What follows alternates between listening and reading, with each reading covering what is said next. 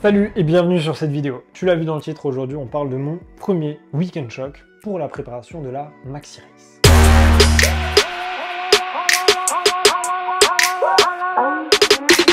Dans cette vidéo, tu vas voir, on va parler de déjà qu'est-ce que c'est qu'un week-end choc. Je vais t'emmener avec moi dans mes entraînements, dans ce week-end-là, pour te partager un maximum d'infos autour de ça. Quel entraînement il y aura, quel matériel je vais prendre, comment j'organise la récupération derrière. Mais avant ça, si tu ne me connais pas, je m'appelle Kevin, je suis kiné, je donne beaucoup de conseils sur Instagram autour de l'entraînement, sur la gestion des blessures, sur la gestion du coup de l'entraînement et de la récupération, principalement autour de la course à pied et du trail, mais évidemment ça s'adapte à beaucoup d'autres sports. Et sur cette chaîne YouTube, je te partage toute ma vie autour des courses, donc les courses de trail, les entraînements, les week-end shocks, comme celui que tu vas voir. Donc un week-end choc, qu'est-ce que c'est? Globalement, c'est une petite période sur 2, 3, voire 4 jours où tu vas venir mettre beaucoup de charges d'entraînement. Évidemment, il faut que ce soit adapté à ton niveau, qu'il y ait une petite période d'affûtage et de repos avant et une petite période de repos après pour assimiler toute la charge que tu auras mis pendant l'entraînement. L'objectif du week-end choc, c'est tout simplement de recréer toute la fatigue physique et mentale que tu peux avoir pendant une course d'ultra trail par exemple. Donc en venant simuler ça, tu vas tout simplement t'adapter un peu plus à la fatigue au fur et à mesure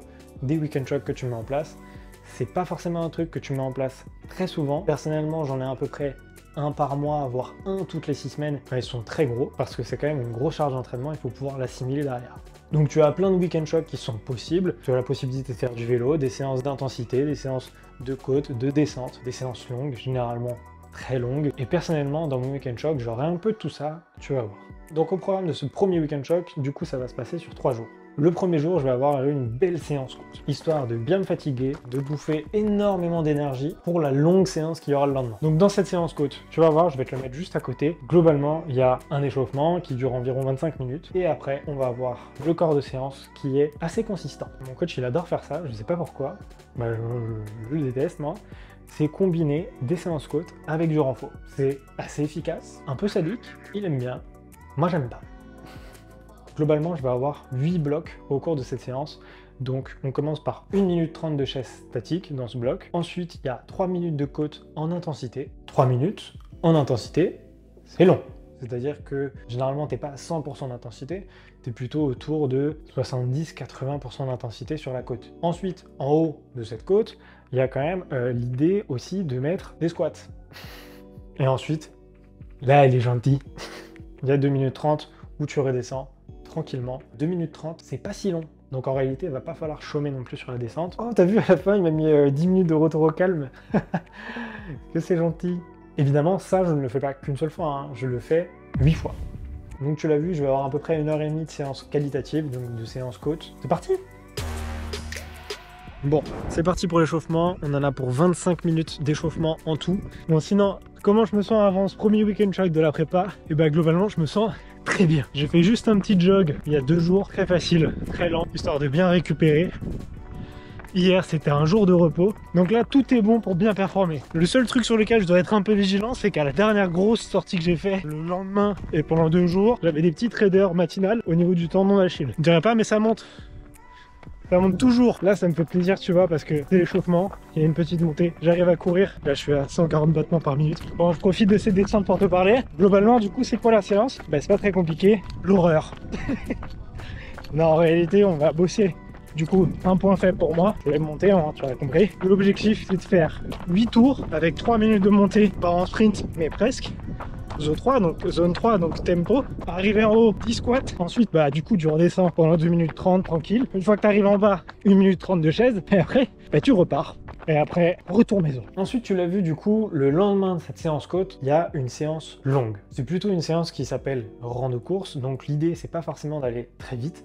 C'est tout simplement de passer du temps dehors, d'accumuler du volume d'entraînement et de faire une sortie longue. Donc, d'imiter ce que j'aurai pendant la course. Peut-être même sur la partie finale de la course où j'aurai déjà une bonne fatigue et où ce sera intéressant de gérer quand même le fait d'avancer et de garder pas mal d'énergie. Donc dans cette séance, si t'as pas forcément l'habitude, tu vois écrit 3 heures. Tu te dis, mais comment le mec fait pour courir pendant 3 heures? Évidemment, je ne vais pas courir pendant 3 heures. Dans le trail, il y a souvent des montées, des descentes. Dans les montées, la plupart du temps, je vais marcher, je vais m'aider des bâtons. Je les ai pas avec moi parce qu'ils sont en réparation, mais je vais pouvoir m'aider des bâtons. Donc l'objectif de cette sortie longue, et tu l'as compris, c'est forcément dans la thématique du Weekend Shock, c'est de se préparer à une course spécifiquement. Donc, globalement, je vais avoir un profil de course qui ressemble le plus possible à la course finale que j'aurai, qui est la Maxi Race. Maxi Race, il y a quand même un profil avec pas mal de dénivelé, des pentes qui sont assez raides mais pas trop non plus, un terrain qui est assez roulant avec plusieurs montées, plusieurs descentes. Donc l'objectif ce sera de gérer mon énergie dans les montées, de pas en gaspiller trop et de pas me fracasser non plus en descente. Et donc pour combler ces 3 heures, du coup je vais quand même prendre du matériel sur moi, je vais prendre de l'eau et je vais tout présenter là. Je vais avoir un sac de trail où je peux mettre du coup à l'avant des petites flasques d'eau, j'aurai pas que de l'eau à l'intérieur, me dope pas, attention, ne pensez pas des trucs bizarres. Du coup, dans des petites poches, des gels de glucides, c'est tout simplement un truc entre la pâte et l'eau, c'est vraiment du gel, hein, tout simplement. C'est quelque chose qui apporte énormément de glucides principalement, mais aussi pas mal d'électrolytes, d'antioxydants. Évidemment aussi, tu l'as vu, j'aurai des bâtons. Moi, mes bâtons, personnellement, je les mets dans un carquois. Je suis pas Robin des Bois, mais c'est très pratique. Moi, j'adore ça. Et ensuite, les flasques. Là, c'est ma flasque. Moi, je l'ai remplie principalement d'eau. Ah, c'est mon lot. Je le dirai pas. Je le dirai pas. Non, je le dirai pas. Dans 20-30 ans, il n'y en aura plus. Du coup, dans les flasques, j'aurai principalement ce genre de mélange. Là, c'est NAC. J'ai pris NAC parce que je l'avais sous la main. Mais sinon, il y a énormément d'autres marques qui sont très intéressantes. L'objectif de ça, c'est tout simplement aussi d'avoir un apport de glucides, de sel et de minéraux pendant toute la durée de l'épreuve. Donc, avec la boisson d'effort plus les gels, normalement, je devrais tourner autour des 80 voire 90 grammes de glucides par heure. C'est quelque chose qui est peut-être beaucoup, mais c'est quelque chose qui est hyper utile d'atteindre dans une course d'ultra trail. Donc il faut quand même déjà s'entraîner avant, pendant les entraînements, à manger autant. Et bah c'est tout, je t'ai tout dit, hein. On y va. Bon, bah dans 3 heures, je remonte par ce chemin et je retrouve la voiture. Bah tu vois, finalement, en t-shirt, je suis pas trop mal. Le soleil me réchauffe le cœur. Et si je peux me permettre de vous donner un conseil, juste avant une sortie, surtout en hiver, si vous êtes bien, que vous n'avez pas froid du tout, que vous êtes un peu couvert, c'est que vous êtes beaucoup trop couvert. Tout simplement. Au début d'une sortie, quand il fait froid dehors, il faut toujours un tout petit peu avoir froid. Et après, tu vas voir, tu te réchauffes en 5 minutes. Ça se fait tout seul. Et maintenant, petit échauffement.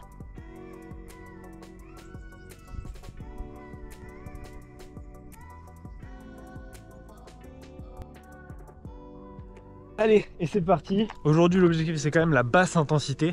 Bon, sinon, il y a à peu près 6 montées. Je te mets le graphique juste à côté. 6 montées, là, je fais la première. Toute première montée terminée. Au bout d'à peu près 20 minutes, là, on attaque la première descente. Première descente terminée. C'est fou à quel point les descentes passent tellement plus vite que les montées. Et je vais profiter de ces 3 heures pour répondre à quelques questions que vous m'avez posées. On m'a demandé qu'est-ce que je faisais dans une sortie longue comme ça pour pas m'ennuyer. Bah écoute, personnellement je m'ennuie pas en fait. Si tu t'ennuies à chaque fois, c'est que c'est peut-être pas ton sport en fait. Maintenant c'est vrai qu'on peut s'ennuyer de temps en temps. Dans ce cas-là, mettons un peu de musique, profite des paysages, il y a plein de trucs à faire. Dès que je parle, je me déconcentre. Et je fais n'importe quoi dans la montée. La deuxième question, c'est comment et quand je prends tous mes gels. Les gels, globalement, je les prends au bout de 15 ou 30 minutes de la première heure et après toutes les heures. Et après, j'évite de les prendre avant les descentes. Généralement au début d'une montée ou avant une montée. Depuis tout à l'heure, je croise des trucs comme ça me fait flipper. On dirait un truc de film d'horreur. Ça donne pas envie. Hein. En plus de ça, j'entends des coups de feu depuis tout à l'heure. Un peu loin, hein. Et je pense qu'il y a les chasseurs pas loin. Tu vois, c'est des trucs de chasseurs, ça. Je suis pas une biche! Je suis pas une biche! On est au milieu de la descente. Après la troisième montée, je commence à avoir des petites douleurs aux genoux. On va voir ce que ça donne. Au pire, j'écourterai la séance parce que l'objectif, c'est clairement pas de recréer des douleurs. Bon, petit passage dans la ville. Là, je suis à 1h30 à peu près. Oh, regarde, c'est là-haut que je monte. Le genou, j'ai compris, il fait mal dans les montées. Ça ressemble pas trop à un essuie-glace. Donc, on va voir. Les douleurs s'arrêtent dès que je m'arrête. Donc, c'est sûrement un truc tendineux. Quand tu as des douleurs comme ça, un truc qui est hyper important en fait, c'est de venir casser le cycle de la douleur. Qu'est-ce qu'il faut faire dans ce cas-là? Marche un peu, ça va mieux. Et après, quand tu le sens, tu repars tranquillement et tu vois où t'en es. Tu vois, en réalité, là je cours, tout va bien. Mais dès que, voilà, il y a une montée, je serre un peu les dents. Objectif 0 douleur à l'entraînement, tu te rappelles? Et tu vois, je pense que l'entraînement, il est là aussi pour ça, de s'entraîner mentalement à pouvoir gérer ce genre de situation parce que ça peut arriver en course. Bon, petit point sur la sortie du coup, je suis en plein milieu de la montée finale, la grosse montée. Je suis à 16 km, 2 heures pile, putain 2 heures pile. C'est parfait parce que j'attaque mon 3e ravito, il me reste à peu près 8 km. Bon bah voilà, nous voilà quasiment en haut. Tout à l'heure on était en bas là, dans la ville qui est juste là. On a monté tout ça. Reprise des descentes. Boum. Ça fait plaisir de pouvoir recourir. Tu vois, un signe très intéressant à prendre pour savoir si oui ou non tu as un essuie-glace quand tu as mal au genou. Là, ma douleur, elle est sur le côté latéral du genou. Donc, ça ferait penser fortement à un essuie-glace. Cette douleur me fait beaucoup plus mal en montée, alors que l'essuie-glace, il fait beaucoup plus mal en descente qu'en montée. Sachant qu'hier, j'ai fait une séance côte et que ça me fait mal à peu près dans les mêmes pourcentages de pente qu'hier, c'est sûr à 90% qu'il y a une petite irritation d'un tendon. Et boum! Retour à la voiture, 2h59. Je suis content, j'ai bien géré ma course. Bon alors, petit débrief, j'ai eu le temps de me poser 5 minutes. Bon, sinon cette douleur, normalement, ne devrait pas être trop handicapante pour la suite, hein. Demain, en plus, c'est une séance assez légère. J'ai 1h30 de vélo où je vais vraiment juste dérouler. Sinon, globalement, je suis content. Au niveau ravitaillement, j'ai été nickel. J'ai tapé en 3 heures les 3 trucs que je devais faire. Donc, ravitaillement, je suis très content. Le rythme, bon, c'est pas très grave parce que j'ai été un peu plus lent, mais c'est parce que je préférais la jouer safe. D'ailleurs, c'est la meilleure chose à faire, je pense, pour perdurer au mieux possible. Là, il est 12h39. Sur le reste de l'après-midi, je vais me détendre, je vais me reposer. Là, j'ai hâte de manger. Après ces 2 jours-là, ce qu'il faut faire au maximum, c'est s'hydrater. Boire en continu sur tout le long de la journée. Quand vous faites une sortie longue, en gros, votre corps, il va être en dette énorme, que ce soit au niveau énergétique et au niveau hydratationnel. Bah, c'est tout, hein. Je suis trop content, on se revoit demain, normalement je serai en forme, je te dirai si j'ai des courbatures, logiquement ça devrait aller. Ah, et la sortie s'affiche là, je crois qu'il y a 23 km et quelques, 1500 mètres de dénivelé à peu près aussi. Franchement, je suis très content. Bon, on a fait la séance côte, on a fait la sortie longue, maintenant on finit le week-end choc sur une sortie vélo. On est en fin de week-end choc, l'objectif de ces sorties vélo, c'est plus du tout de renvoyer du jus et de faire des performances. C'est tout simplement de passer du temps dehors, en activité, en mouvement, et d'accumuler un peu d'entraînement sous fatigue. Donc je crois que j'ai 1h30 ou 2 heures de vélo. L'objectif ce sera premièrement de bouger et aussi d'utiliser le vélo comme une première étape de récupération parce que c'est quand même beaucoup moins traumatisant qu'une séance coach et une sortie de 3 heures. Bon, c'est parti. On va bien avoir la tête dans les fesses. J'avoue que le réveil était un peu dur. Je commence à bien fatiguer. J'ai pas de grosses courbatures. Un tout petit peu les cuisses, mais sinon je suis bien. Je suis content. Il y a du soleil. On va faire tourner les jambes. J'ai à peu près 1h30 de vélo. Pas grand chose. Place à la récup.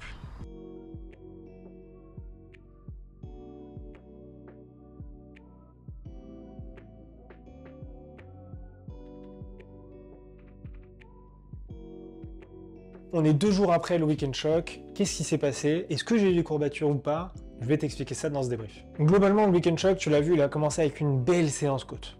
De quoi t'attaquer un petit peu, brûler énormément d'énergie pour arriver sur une sortie longue qui serait similaire au trail que je vais avoir dans quelques mois. Cette première séance, je vais pas te mentir, elle m'a un peu attaqué. J'ai pas eu de courbatures après, j'avais les jambes un petit peu raides. C'est des premiers signes que t'as fait un peu trop, mais c'est pas grave. Ça arrive, tant que c'est pas hyper régulier, ça va. Maintenant, quelle a été la conséquence de ça? C'est que j'ai passé pas mal de temps à faire du dénivelé, mais surtout avec de l'intensité. Chose que je fais régulièrement, mais peut-être pas autant. Je l'ai pas senti sur la séance, mais c'est que j'ai sûrement irrité un petit tendon situé à l'arrière et à l'extérieur du genou, sûrement un ischio-jambier, peut-être une insertion du mollet. L'idée n'est pas forcément de savoir qu'est-ce que c'est exactement, mais plutôt comment adapter sa course pour ne pas avoir mal et ne pas aggraver la situation. Donc je t'ai dit, sur le moment je l'ai pas senti, mais juste après, le lendemain, j'ai couru une demi-heure, 1 heure, et après je sentais que dans les montées, tu vois, c'était, je sais pas, ça me faisait un peu mal. Tu l'as vu dans les vidéos, au fur et à mesure, les douleurs ont commencé à augmenter. Au tout début, je me suis dit que c'était un essuie-glace, tout simplement parce que, mine de rien, j'avais accumulé un beau volume d'entraînement sur 2 jours. J'ai déjà eu un essuie-glace ici, j'avais surtout peur que ça revienne. Maintenant, l'avantage que j'ai par rapport aux autres, et ça, j'ai de la chance, c'est que je suis kiné. Je connais très bien le corps humain, comment il réagit par rapport à ce qu'on lui demande. Donc pendant les 3 heures, du coup, j'ai pu examiner mon corps au fur et à mesure. Et là, du coup, j'ai pu voir que ça me faisait beaucoup plus mal en descente qu'en montée. Ça me faisait mal surtout dans les mêmes pourcentages que les montées que j'avais fait la veille. C'est sûrement juste une petite irritation tendineuse, rien de méchant, j'ai pas de quoi m'inquiéter. À partir de là, déjà, ça allait beaucoup mieux, tu vois. Ce que j'ai fait, tu l'as vu, j'ai tout simplement adapté mes montées. J'ai commencé à aller marcher, j'ai alterné de la marche et de la course. L'objectif, c'était clairement pas de recréer des douleurs. À la fin, j'ai pu reprendre la course en montée, c'était trop cool. J'ai fini en 2h59, génial.